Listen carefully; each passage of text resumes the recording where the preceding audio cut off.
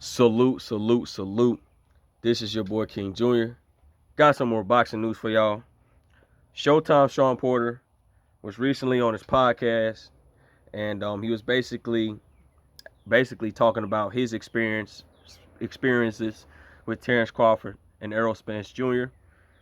And he basically said in one point of his interview in his Porterway podcast, whatever you want to call it, boxing channel, he says that basically Terrence Crawford seems to have just a slight more power than Errol Spence. Well, he really didn't say who had more power. He said something like basically one hits like you're getting hit with the belt, and the other gets hit like you're getting hit with a paddle. So I'm guessing you can say Errol Spence is the paddle, and I guess you could say Terrence Crawford is the belt. So you can kind of say in his mind that Terrence Crawford has more power than Errol Spence. But also, Shawn Porter in his Porterway podcast stated that Errol Spence has better defense than Terrence Crawford.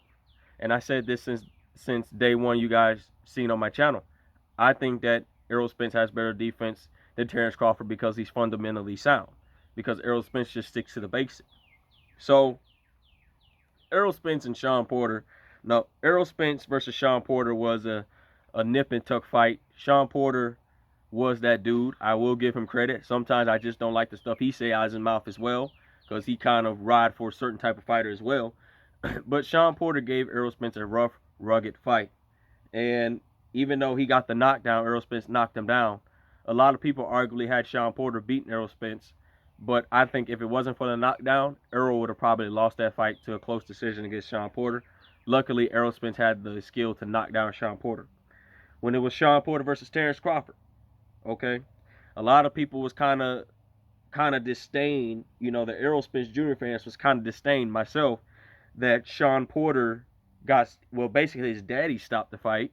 Terrence Crawford looks like he was about to do his thing to get his opponent up out of there. And, his daddy stops the fight, and the fight could have went on. And I don't know, maybe Shawn Porter could have made it to the 12th round, and it could have went to the majority decision for Terrence Crawford. But early during the mid rounds and championship rounds, Terrence Crawford coach said, Bomac says, I'm losing. And Terrence Crawford's like, what? I'm losing? So Terrence Crawford gets this dog in him where he's got to go after his opponent. So I'm just going to give a little insight on how I think this fight's going to go, but I'll give it more to strategic, okay? Errol Spence Jr., okay, is a guy that can press you, apply a lot of pressure. Pressure butts pipes, right? So Errol Spence Jr. uses a high guard a lot, okay? He does use the high guard a lot. So it's going to be a little bit harder to time Terrence Crawford than usual because you're in the high guard. Terrence Crawford, on the other hand, is more elusive. Even though he's not the same guy from 140, he's still elusive. Okay, Terrence Crawford likes to box relax. He likes to be comfortable when he boxes. So his guard always be a little bit lower than usual. But Terrence Crawford is a good counterpuncher. So Errol Spence Jr., on the other hand, if he presses Terrence Crawford, Terrence Crawford might have some success of counterpunching Errol Spence Jr. because Errol Spence Jr. likes to stay in that high guard until you're done. Because Errol Spence Jr. is like, okay, you throw all these crazy combinations, now it's my turn. So basically, it's Errol's get back, if you guys can understand that sense. So a lot of people say Terrence Crawford has a good mid-range game. Terrence Crawford does have a good mid-range game. I don't think he needs his mid-range because he has a 74 to 75-inch arm reach because his arms is extremely long, and he could just stick outside and keep that jab in Errol Spence Jr. face and use the mid-range game when Errol walks into that high guard to counterpunch him. That's what I think he should do, but Terrence Crawford wants to prove a statement to everybody that I got more dog than Errol Spence. I'm going to fight this dude on the inside. You never want to fight Errol Spence Jr. on the inside. Now, Errol Spence Jr. does have a problem, some problem. He needs to fix this. Sometimes he gets too close on the inside and he smothers his punches. And a lot of those punches look like good punches, but if you just take a couple inches back, just get into a regular close range instead of getting into a super close range where you're smothering your punches more, your punches will be more effective. And not say Errol Spence Jr. can't do that. I'm just saying Errol Spence just needs to not get too bombarded close. Just get close enough where you can still get to the body and do your damage. And Terrence Crawford, on the other hand, what I seen was when he knocked out, well, basically, I think he knocked down Shawn Porter, Terrence Crawford knocked him down with a punch that Shawn Porter didn't see. And we know Shawn Porter is that type of guy. He's going to give everybody a tough time. Arguably has one of the beautiful, greatest Hall of Fame resumes I ever seen into boxing today. Shawn Porter, you can't say nothing about Shawn Porter's resume. He fought them all. So, Shawn Porter got knocked down by Terrence Crawford. And it was a punch that Shawn Porter really couldn't see. And Terrence Crawford's a guy where if he can get off his combinations in that mid-range game, and he can catch you with that punch you don't see. Because Terrence Crawford, when he was at 140, Terrence Crawford, was using those angles, shifting all over, being relaxed, tabbing you with a jab, using that mid-range game. Terrence Crawford was just all over the place. He'll catch you with that looping hook that you don't see. A lot of Terrence Crawford knockouts come off looping hooks. And I think, in my opinion, Terrence Crawford's game plan is he's going to try to catch Errol with a looping hook by controlling Errol, keeping him a certain distance, where if Terrence Crawford get off those combinations, he's going to catch a punch that Errol's not going to see. But it's going to be very hard to do that because Errol Spence's defense is 98.99% of the time always alert. So there was times that Errol Spence got hit with some crazy punches, but Errol Spence Jr. didn't get clocked in the chin. He just got grazed, grazed right here. I went back and looked at that Danny Garcia fight when Danny got a clean punch. He got a good clean punch right there. Errol Spence just took the punch very well.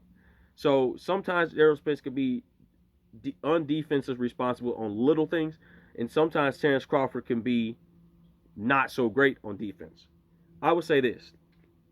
By Terrence Crawford using the southpaw orthodox stance, Terrence Crawford is at times 50% offense and 50% defense. Terrence Crawford is really not looking to stay in defense all the time. He's looking to show you that I'm going to give you the pizzazz. I'm going to hit you with certain combinations that you can't stop my elusiveness, and I'm going to hit you with one of these big hooks and get you up out of there. That's a Terrence Crawford guy. Errol Spence Jr. is responsible, fundamentally responsible. He goes back to the basics. Always keep your guard up. Do not let your guard down. When they done, you go back at them. But, like I said before, Terrence Crawford's a great counterpuncher, but Terrence Crawford's problem is he's going to have to stop throwing looping shots. If you're throwing looping hooks against Errol Spence Jr., Errol Spence Jr. is going to catch you with straight punches down the pipe all night long. So even if you're on your best defensive night, Errol Spence can still tag you a lot with that jab. He can still tag you a lot with that jab cross, that 1-1-2. He can still tag you 1-1-2 into the body, one, all these crazy combinations, because Errol Spence Jr. knows how to get to you quick. And my thing is, Terrence Crawford, in order for him to be successful against Errol Spence Jr., he's going to have to not be 50% on offense, 50% on defense. He's going to have to be 100% on offense and 100% on defense. Because there is at times Terrence Crawford get hit with punches that he should have never got hit with. So it's a 50-50 fight. There are some flaws in Errol Spence Jr. game. There are some flaws in Terrence Crawford game. Now I will break it down and elaborate a little bit more, but I think that's how I see it. Shawn Porter really doesn't want to say who would win, but in my opinion, I think the guy that has the better resume, that is more defensive responsible, that digs to the body than any other professional fighter I ever seen, is going to get the Terrence Crawford. And I just want to say this one last thing, and I'm gonna get on out of here. The 7th to 8th round, I think, Terrence Crawford was gassed against Shawn Porter. That's a problem. Even Andre Ward says that Terrence Crawford looks winded and looks gassed.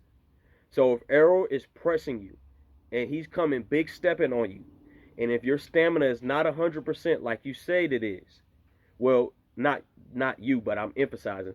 But if your stamina is not 100% against Errol Spence Jr., Terrence Crawford will get stopped in the 10th round by Errol Spence Jr.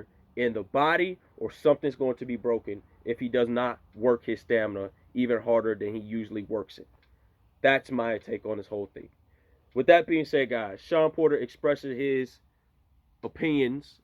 His opinions on how he fought both guys, and he basically only judged certain things. Basically saying Terrence Crawford has more power, and basically saying Errol Spence has better defense than Terrence Crawford. With that being said, guys, it is what it is at the end of the day. Make sure you hit that like button. Make sure you hit that subscribe button on your way in and on your way out. This is your boy, King Jr. We will be back with some more boxing news. I'm out of here, y'all. Peace.